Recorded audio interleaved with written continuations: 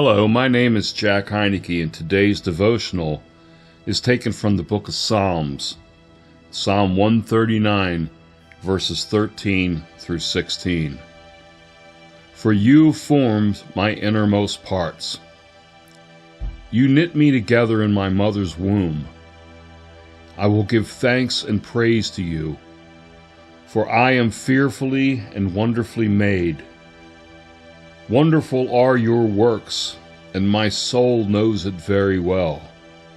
My frame was not hidden from you when I was being formed in secret, and intricately and skillfully formed as if embroidered with many colors.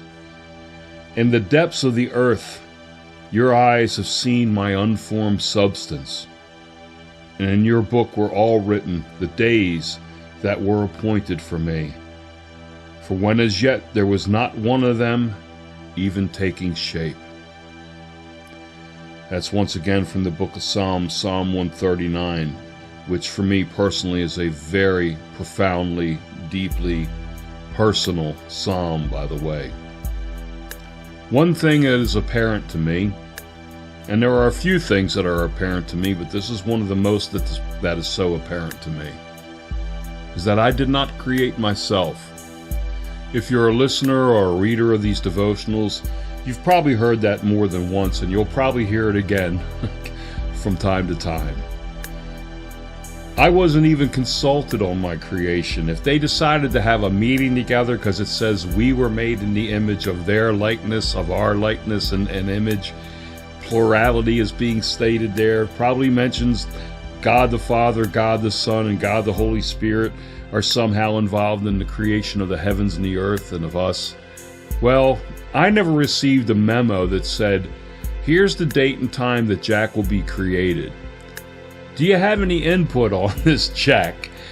Because of course God doesn't want our input on anything that he does, quite frankly.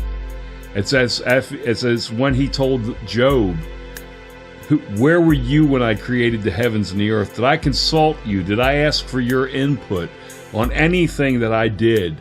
And of course the answer is obviously and humbly, oh well, no, you did not. I have no say-so in any of these matters. And obviously none of us had any say-so in our own creation. That's a given. We all came into the world, though, fairly formed. Because if you haven't noticed or not, if you have children and you've had more than one child, they can be very different one from the other. They have different drives, different passions, different interests. There are different things for each child and each person that drives us. We're not as alike as we tend to think that we are. And obviously, we all live in our own bodies. We see everything and hear everything and do everything through our own bodies. And we can make that mistake and that tendency of thinking, well, they got to be just like me. They have to think like me. How come they're not like me? And that's just the truth, is that we're all incredibly unique and different. But once again, I wasn't asked about how I would like to look, or what talents I would like to have, or how my brain would process myself and the world around me. All that had been done long before I became alive and aware. And it's taken me many years to go from a person who literally hated his self and his own existence. I've talked about this before. I remember that type of thinking, that way of being, even though it was close to 30 years ago now. I remember it like it was yesterday.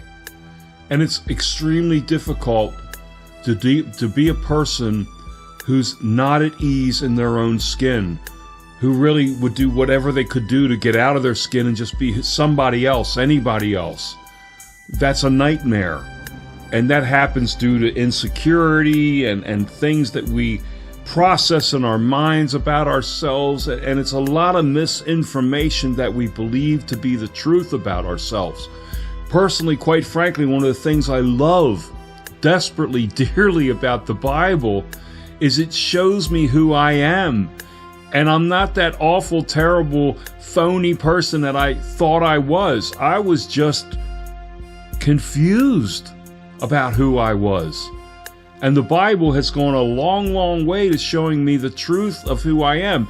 Yes, I am definitely a sinner. You'll hear me say that over and over because it's the truth.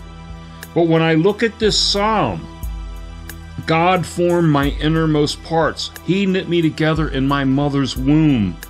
Man, if that's not deeply, intimately personal, I sure don't know what else could be. And I will give thanks and praise to you, for I am fearfully and wonderfully made. And it took me a long time to get to that place where I actually thank God for making me the way that He made me. Because in my mind, for many years, I was so hostile towards myself and my existence that I saw really nothing good in me. But once again, God shows us the truth of ourselves. He doesn't just show us the bad parts that we're horrible, evil sinners.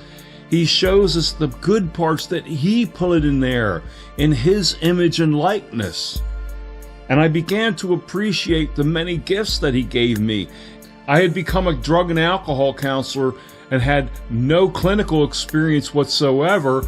And quite frankly, to me, that was a very serious job to have, especially to walk into a group of people who were not just drug addicts, but also had mental health disorders that had been diagnosed. And I'm thinking, I don't want to mess these people up any more than they already are. This is pretty serious, responsible stuff here.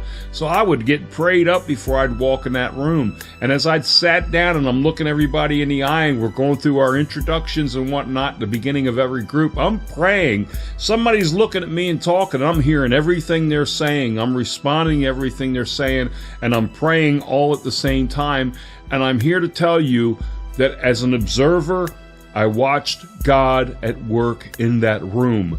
Whether God was working through me or through these other people, but God was there and He was making things happen that at times was incredibly profound, breakthrough kind of stuff for a lot of these people and for myself as well.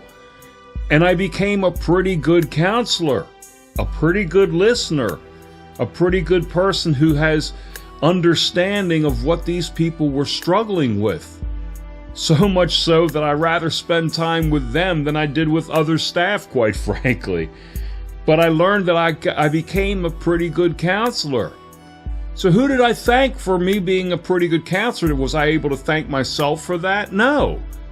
It was God I was able to thank for that, because He's the one who pushed me in the door of that place, got me the job there, and gave me the gift and the ability to be able to be a counselor.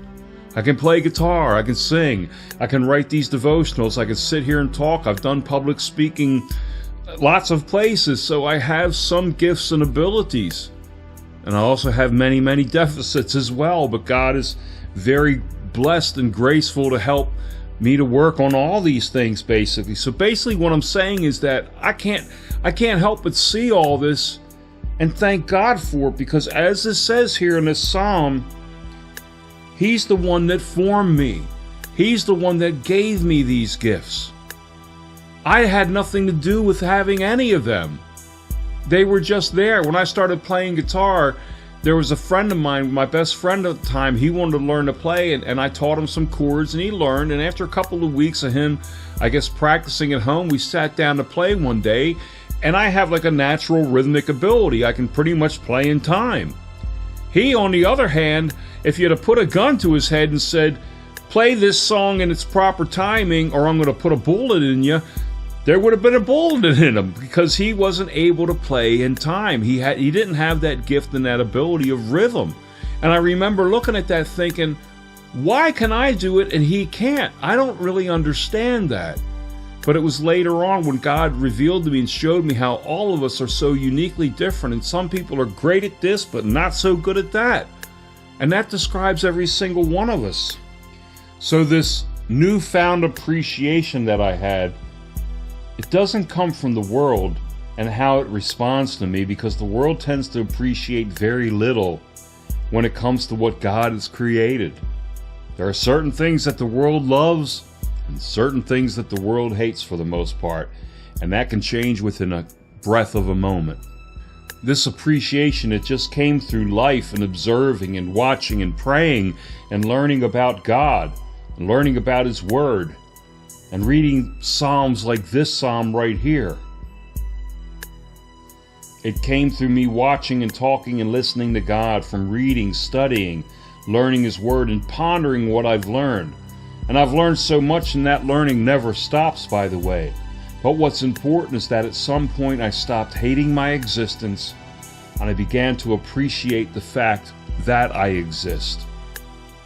And I began to appreciate these many aspects of my abilities, talents, gifts that I've experienced. Being in a state of appreciation is very different than a state of self-hatred. One state brings about a slow, painful death. The other state brings about and gives life not just to the grateful person, but it must expand outward. For gratitude must be expressed, and in so doing, it affects others in extremely positive, life-giving ways. We just celebrated Easter, and I was at church, and I was playing music with the worship team, and it was a very, very powerful service. By the way, most of the services that I attend are very powerful because God is just there. And there were a few moments where I had to stop and ask myself and ask God, how did I get here? And that's happened to me many, many times throughout my life. But it happens to me a lot at this church that I get to attend and I get to serve at. And I look down at my hands playing a 12-string guitar, and I've gotten okay with it, let's say. I don't like to boast about it, but I can actually enjoy what I'm playing most of the time, quite frankly. After 50 years of playing, I think it's about time that I'm able to find some enjoyment with what I do.